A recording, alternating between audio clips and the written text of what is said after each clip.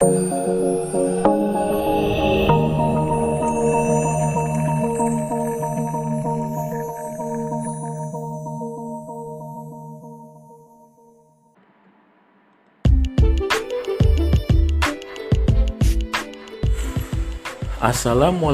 warahmatullahi wabarakatuh. Salam sejahtera untuk kita semua. Selamat pagi, siang, sore, dan malam bagi para pendengar setia saya di podcast ini, para bakti lovers yang saya hargai, saya banggakan dimanapun kalian berada. Berjumpa lagi dengan saya di acara kita seperti biasanya, unek-unek berkualitas bersama Bakti.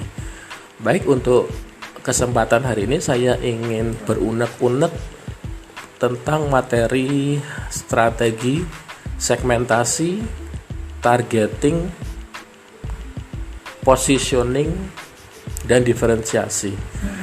Jadi stay tune dan selamat bergabung kembali.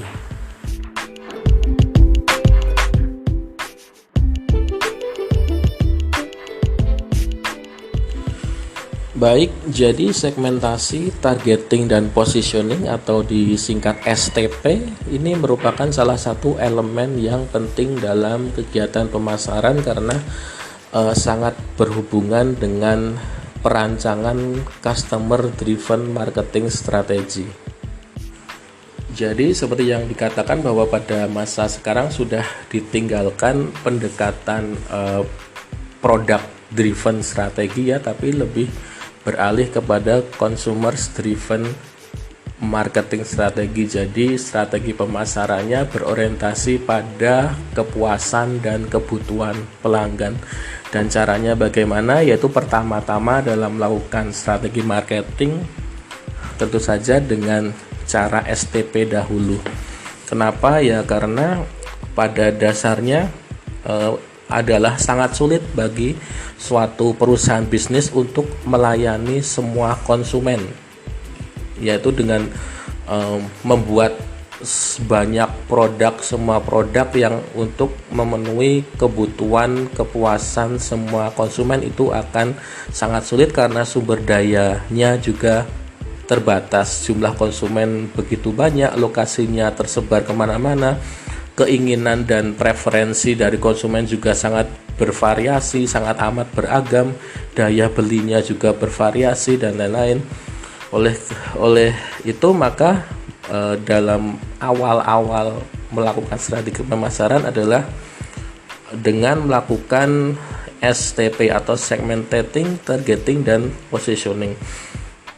Karena mayoritas perusahaan itu sudah beralih dari pemasaran massal atau mass marketing, kemudian beralih menjadi target marketing. Nah, jadi mari kita pelajari apa itu STP. Secara historis, konsep STP sendiri pertama kali diperkenalkan oleh Wendell R. Smith pada tahun 1956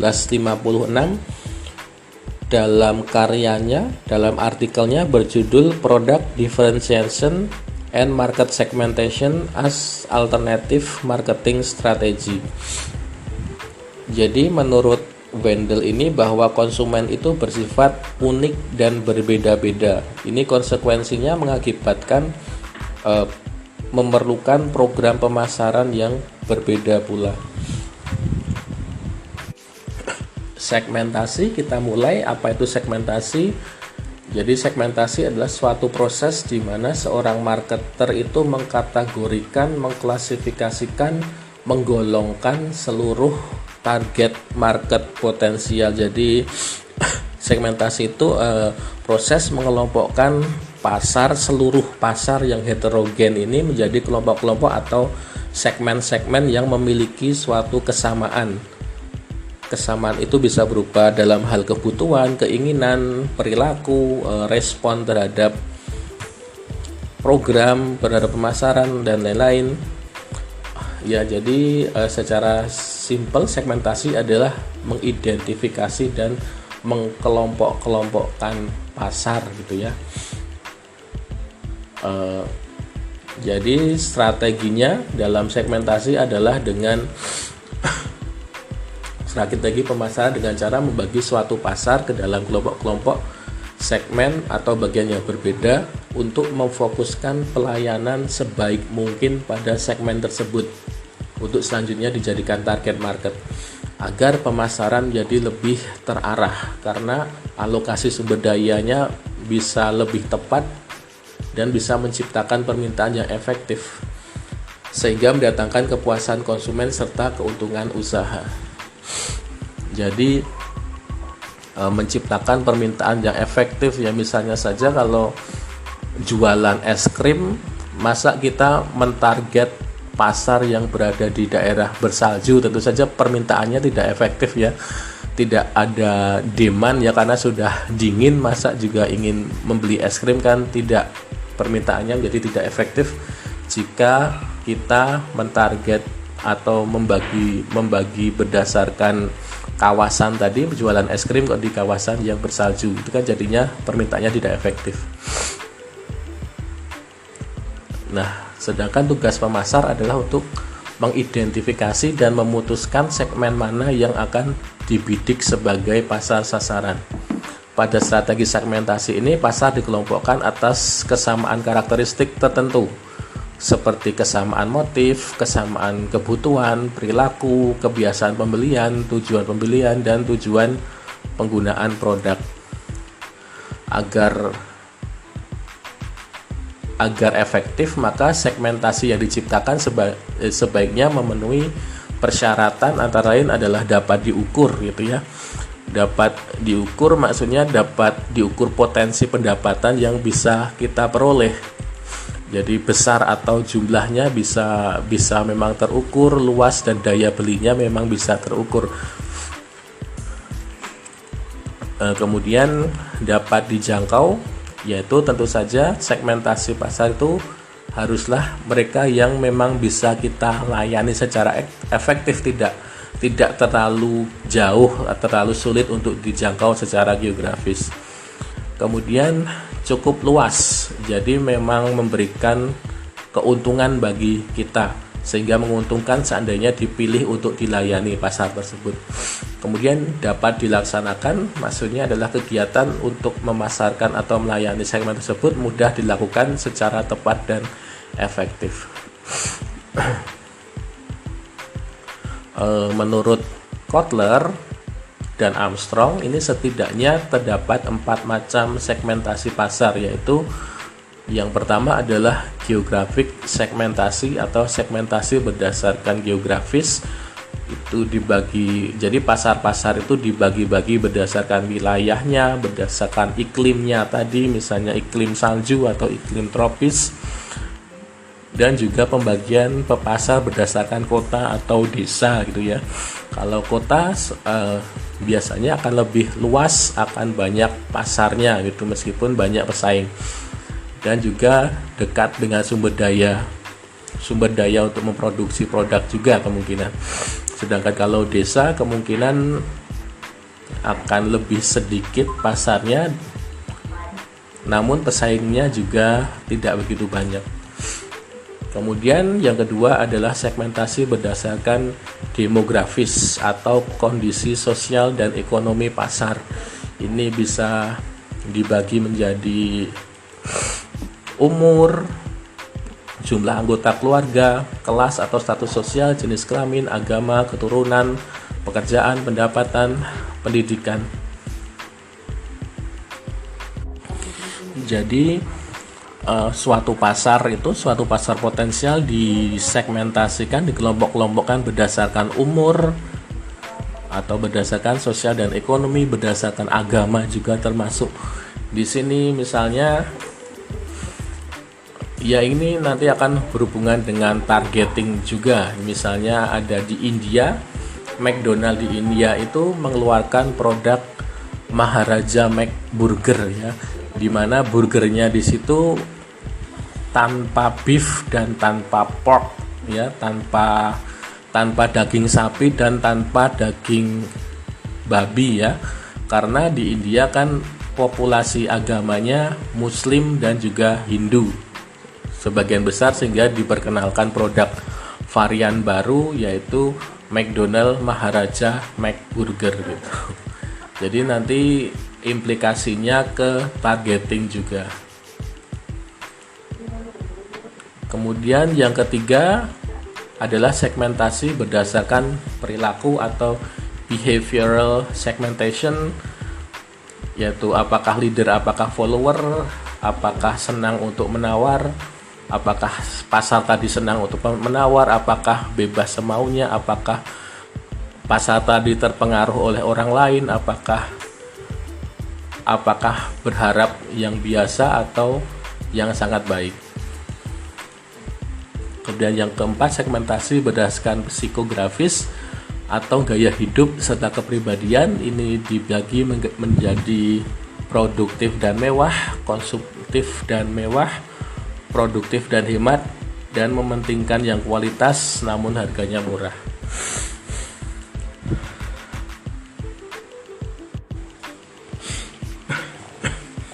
Jadi ada banyak sekali pembedaan, teman-teman bisa membaca sendiri di bukunya Kotler tadi. Misalnya kepribadian juga dibagi menjadi apakah agresif, ataukah intuitif, ataukah thinking, feeling, compliant. Jadi ada banyak pembagian bahkan berdasarkan kepribadian. Kemudian dari sensitivitas harga juga, apakah sangat sensitif dengan harga, ataukah value conscious atau status conscious. Jadi apakah harga akan sangat mempengaruhi atau harga tidak mempengaruhi. Kemudian juga dari status loyalitas, atau apakah loyalitas atau enggak, dari tingkat pemakaian apakah tinggi, sedang atau tidak, dari perilakunya, metode pembayarnya dibayarkan sering cash atau sering pasar itu sering menggunakan cek atau PayPal atau transfer ATM atau lewat OVO. Itu juga disegmentasi berdasarkan behavioral segmentation. Mungkin kita lanjutkan saja. Selanjutnya adalah tentang targeting.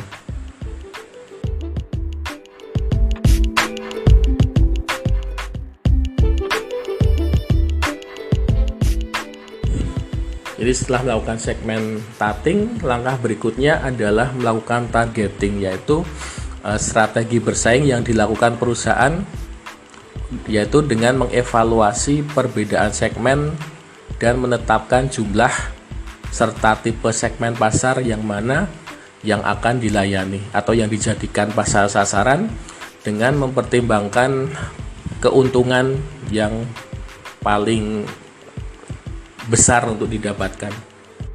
Jadi seperti disampaikan tadi bahwa keragaman dari pasar itu terlalu besar sehingga kita perlu untuk fokus melayani satu atau beberapa segmen pelanggan saja agar kita bisa lebih fokus dalam menggunakan sumber daya kita untuk mencapai kepuasan pelanggan. Kalau berdasarkan jumlah segmen yang dilayani sendiri, targeting dibagi menjadi tiga jenis, yaitu yang pertama single segment concentration, selective specialization, dan juga product specialization. Single segmentation concentration adalah bahwa perusahaan hanya memilih satu segmen saja untuk dilayani. Jadi perusahaan lebih bisa mencapai posisi yang kuat di satu segmen ini karena semuanya fokus untuk melayani satu segmen pasar ini saja, sumber dayanya difokuskan pada satu segmen ini saja. Namun konsentrasi di satu segmen ini mempunyai potensi resiko yang cukup besar,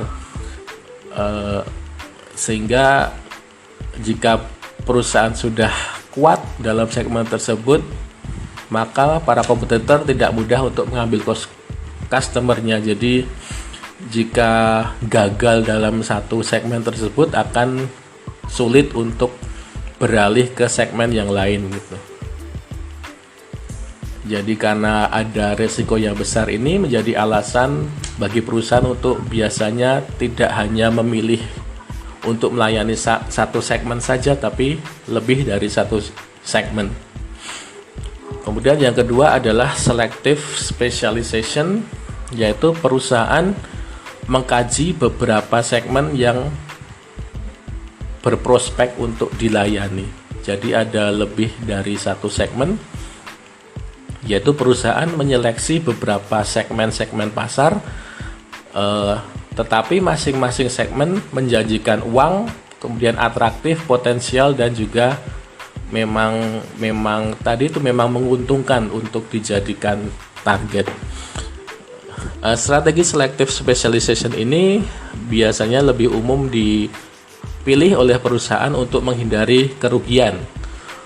Jadi meskipun ada salah satu segmennya yang tidak produktif, misalnya tidak berkembang, tetapi perusahaan tetap bisa memperoleh pendapatan dari keuntungan dari segmen pasar yang lain.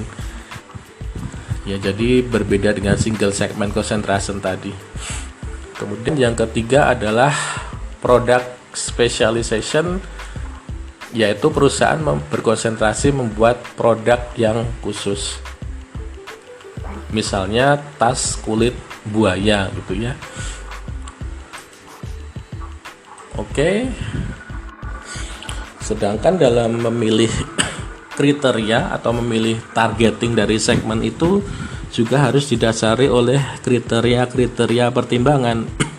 Misalnya ukuran dan potensi pertumbuhan segmen. Jadi takutnya kalau kita sudah memilih segmen, lalu segmen tersebut tidak tumbuh, kan jadinya kita mengalami kerugian. Jadi juga harus dilihat dari potensi pasar tersebut, ukuran dari pasar tersebut, dan juga prediksi pertumbuhannya. Kalau ada perubahan teknologi bagaimana, apakah tetap bisa berkembang atau tidak.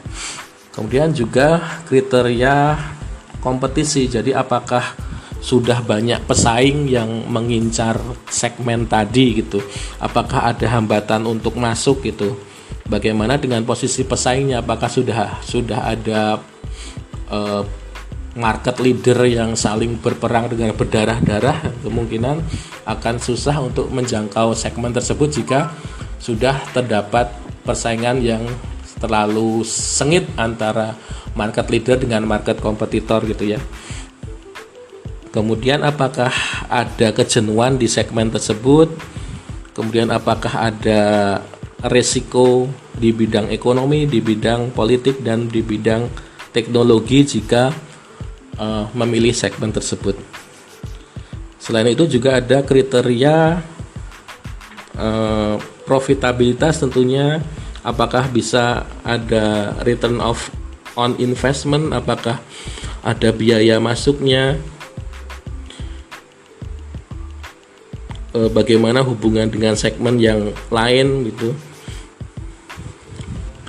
apakah berhubungan dengan kekuatan dan citra perusahaan kita. Jadi itu ada beberapa kriteria dan banyak kriteria yang perlu diperhatikan saat kita melakukan targeting suatu segmen.